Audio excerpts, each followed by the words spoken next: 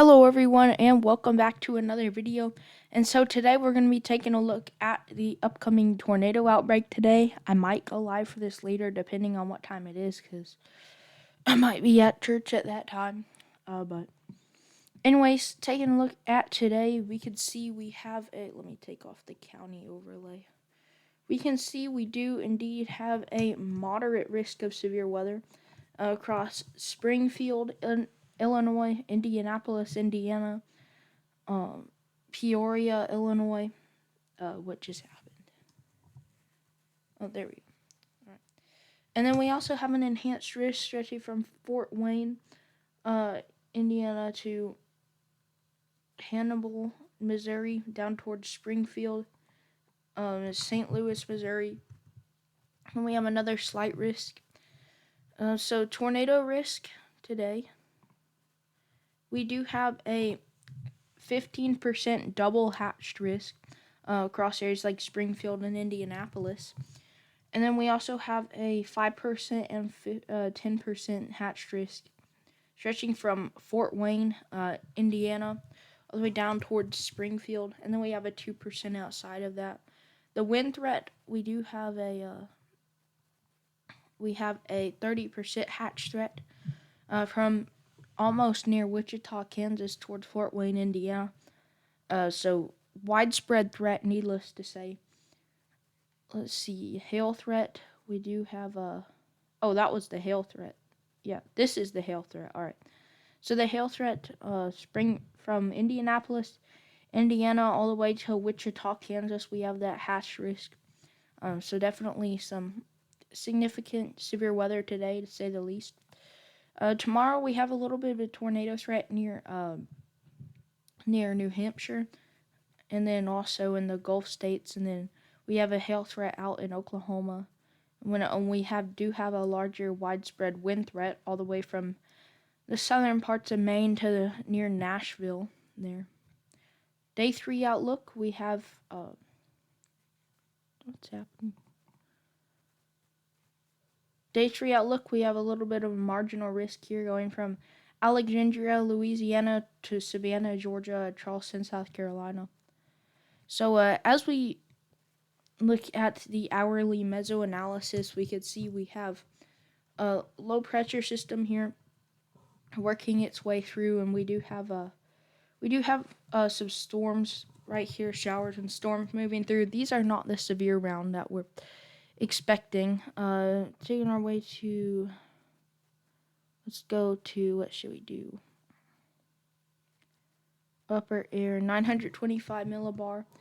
We have a low pressure system here working its way through, as we have this a little bit of a trough working its way through as well. And we can see we do have some nice flow throughout the region. Some stronger lower level flow. Let's go to 850 millibar analysis. We can see we have a more defined low pressure system in that trough here. And we have that nice belt of flow working its way through there. 700 millibar analysis, we have a really, really defined trough here. And it's, as you can see, the wind is really changing with height. There's a lot of wind shear set up here. The low pressure system's way up here in Canada on the 700 millibar. And then 500 millibar, we have a nice belt of flow coming out of the northwest here. And then moving out here. So overall, pretty nice setup for severe weather. 500 millibar, okay, 300 millibar analysis. We have some really, really nice flow here. And also it's in a little bit of a divergence region. As you can see, the winds are kind of diverging, which in a divergence region, it really it causes air to flood in and rise, and then that air can start to rotate in a more local area, causing more of a tornado threat. So that ties into that. Thermodynamics, we have quite a bit of cape working its way up. Let's move down further here. As you can see, we have some nice cape working its way up, and that's going to continue to work its way up through the afternoon. thermodynamics, we're going to look at downdraft cape. We have a lot of that, and that's going to also continue to work its way in. And then also, let's see. Let's do, is there any wind shear? So, bulk shear, we have a nice belt of shear here. That's going to continue to work its way through, and that's going to help some more severe storms to continue to develop. We have 600 SRH in a localized pocket here, although wider supportive, I should say, wind shear. And then we have the surface to 3 kilometers up to 900. That is a lot. So we have a wide area of supportive cape. Let's get a sounding from in there. See what it's like. As you can see, the winds are really turning with height, and then we also have deep layer shear here. As I said, there's not much cape right now, as you can see by the partial ascent path. Although the partial ascent path is probably going to widen out as the day goes on with more cape. And then the hodographs, this is really, really a perfect hodograph here. We have the winds in this way at the surface. We have there. This is kind of to show how the winds are blowing. And as you can see, they're really changing with height. This is like the perfect hodograph for tornadoes, really. So if you do live in these areas, just be aware, just be prepared, because I mean, for all we know, nothing could happen or a lot could happen. So we don't really know. Obviously, we can't predict the future. So just be prepared. We look at supercell composite 20. Although you do have to be careful with the composite parameters because sometimes they could be a little bit deceptive. A violent tornado parameter of 3 here. So this is something this is a setup you don't see very often because it's a very, very severe setup here. Upper air. Let's look at the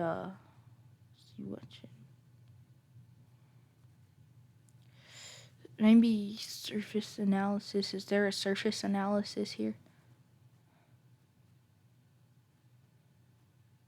We're going to do visible satellite, I guess.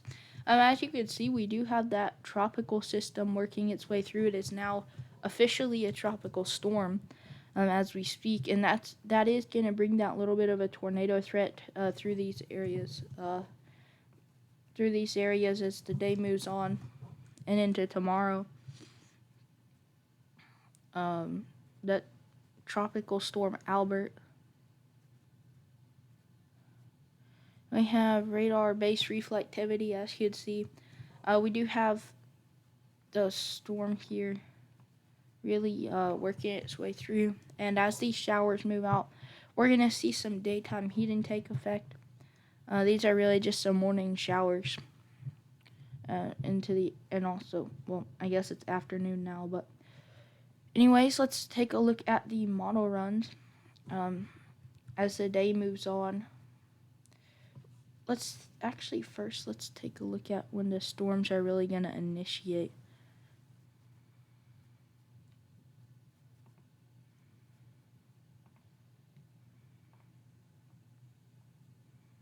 Let's see. Composite reflectivity. Let's do that. So then you can see we have that the band of showers working their way through. This is around 18Z. This to be around 12, and you could really see those storms start to initiate. I believe this would be around, well, this be, let's see, that would be around 4 p.m., I would say. So somewhere in the evening, we could see some storms start to initiate here. Some really nice supercells there. And then as we work our way through the early morning, that kind of moves out. And then we see the tropical system interact with that tomorrow. and tomorrow later we see those storms start to move through these areas with that severe threat. And you can also see the remnants of that tropical storm Albert there. And that kind of moves out to sea. And this is the final frame we get. We do get some activity along the coast here. So the storm initiation time is going to be around, let's see, storm initiation going to be around 21Z. Let's see if we can get that zoom there and zoom in. Regional.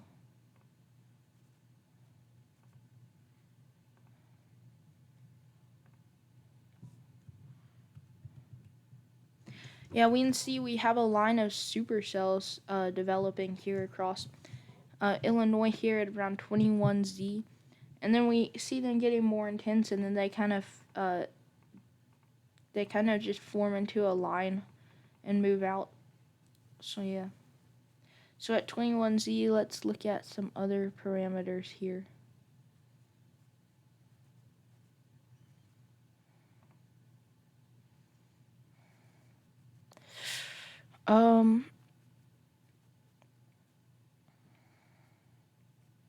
What should we do? Most unstable cape, I guess. Around 21Z. I can't. Yeah, this is around 21Z. We have some nice cape up to around 4,000 in here. As you can see, that really gets brought up during the day. And as we move on, it continues to work its way through, and then it kind of dies out when they form into a line. You can see where the line sets up, where the depleted, more stable air fills in behind it, and then we also have the more unstable air ahead of it. So that's really something to notice there. If we look at the, let's see, what should we look at? I guess upper air, 200 millibar wind at around the time of storm initiation. Let's move on to there. I believe this would be around the right time. 21Z. We have some flow coming out of the northwest, and then it's kind of moving down this way. We really have that belt of flow there, which is part of a larger, really just more flat belt of flow here. 300 millibar wind around 21Z, I believe this would be. We still have that flow coming out of the northwest, and then while the line of storms is initiating right along here. Let's move down to the more lower levels here. 700 millibar at 21Z. We had this really more defined trough now making its way through, and we do have that really strong, more low-level jet here and around 700 millibars. You have this nice streak at the bottom of the trough. So that is really nice to see there. Now we can get a better look at that. But hopefully everyone just stay safe, because this is looking like a pretty bad day for tornadoes. Let's see. We also have this low pressure system here, the surface low here. And you can see in the ahead of the storms we have southerly flow, and then back behind the storms we have northwesterly flow.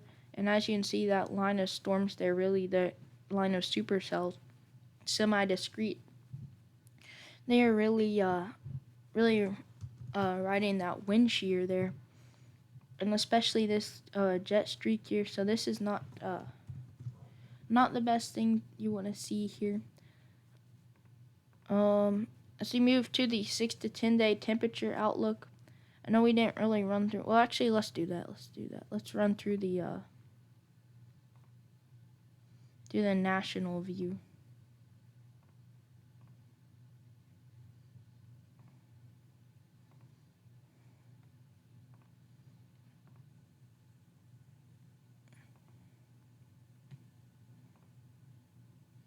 Let's see. I think this is the right one. Yeah, this is the right one. All right. So we have this low pressure system bringing these storms through. This is going to continue to stay here throughout the day.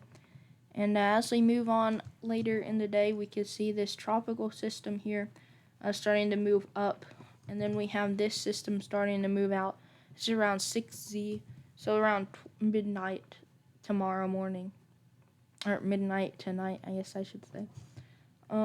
We have this larger low pressure system bringing in, it is going to bring in some cooler air, but nothing too crazy to say the least.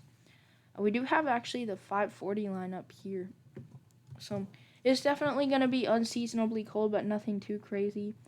We have this low pressure system associated with some showers and storms. We do have that low pressure system actually strengthening over the Carolinas here, and maybe even reforming once it goes out to sea. We'll just have to see how that works out. And then we have this high pressure system in the south. There is some showers and storms to the north of it. It's really working everything around it. And then we do have we kind of have a descending flow here.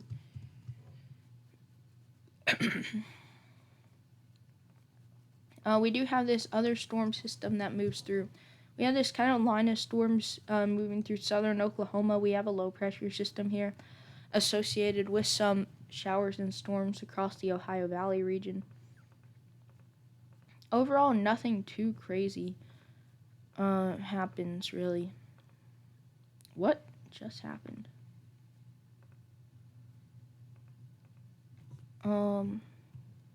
Let's see, back to where we were. And then we have this, this is around the 25th of June. We have a low pressure system here. We have systems of pressure over here. And then we have this low pressure system trying to form here. We do have some showers and storms around it. And as we move on, it kind of moves over the Great Lakes. We have all this moisture being pulled up into it, causing quite a bit of rain. And then it also lets in a little bit more, a little bit cooler air, but nothing too unseasonably cool. We have this shield of precipitation around it. Then we have this low pressure system working its way through, working some pretty cold air here into the northwest. We even have the freezing line here near Seattle. High pressure system really just sits there in the southeast here, working everything really around it, helping to keep that in place. And it's really just sitting stationary over East Tennessee.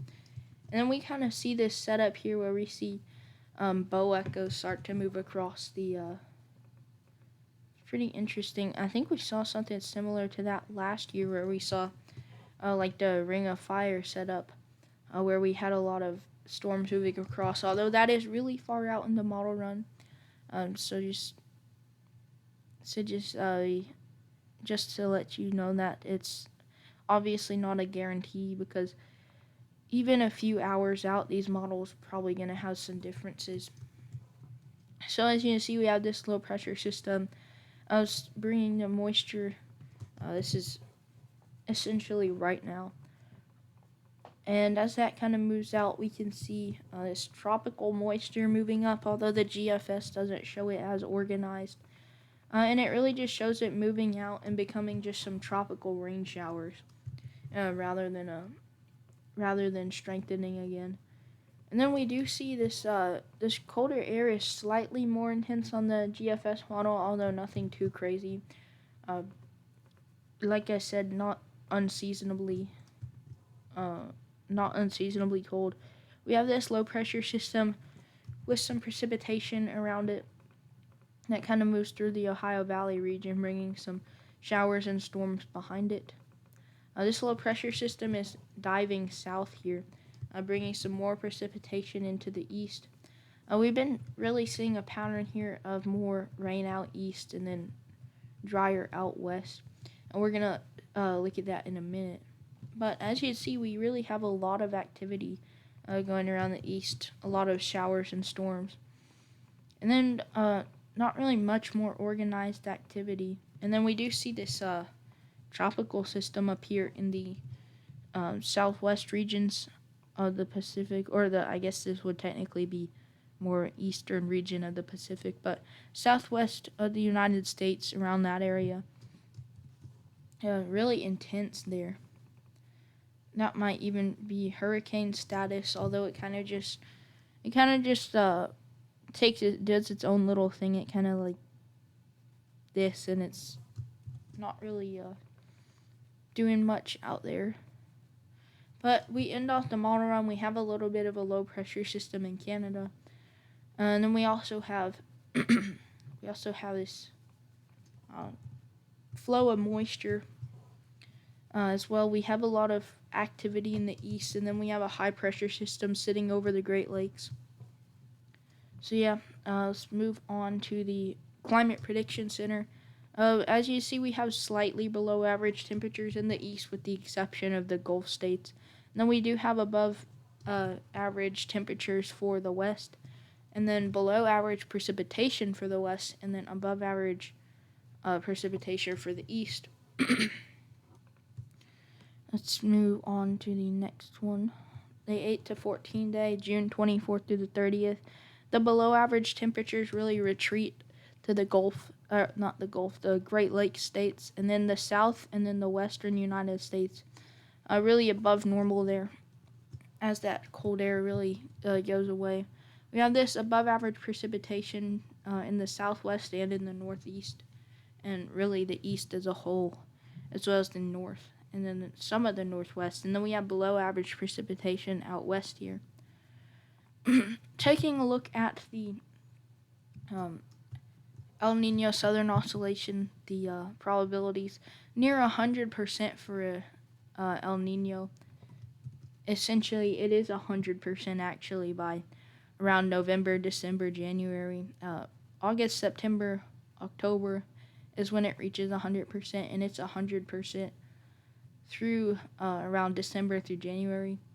And then it is still near 100% in January, February, and March, which I'm kind of interested by this, because it's kind of we're going to have to obviously get closer to the winter before I'm going to make a forecast, probably sometime in the fall. But it is interesting just to think about that the only time that we got an El Nino winter here in Tennessee, at least while I've been up here, I got like 7 inches of snow to 8 inches of snow. Just interesting to point out there, but we'll just have to move closer to see how all the other factors come into play. And then a little breakdown here. We have the El Nino winter jet stream. It does bring colder and wetter conditions to the south, so that might explain why I did get a lot of snow. But anyways, thank you for watching today's video, and if you have not already, you should check out EpicPen. So thank you for watching today's video. I will see you in the next video. Bye.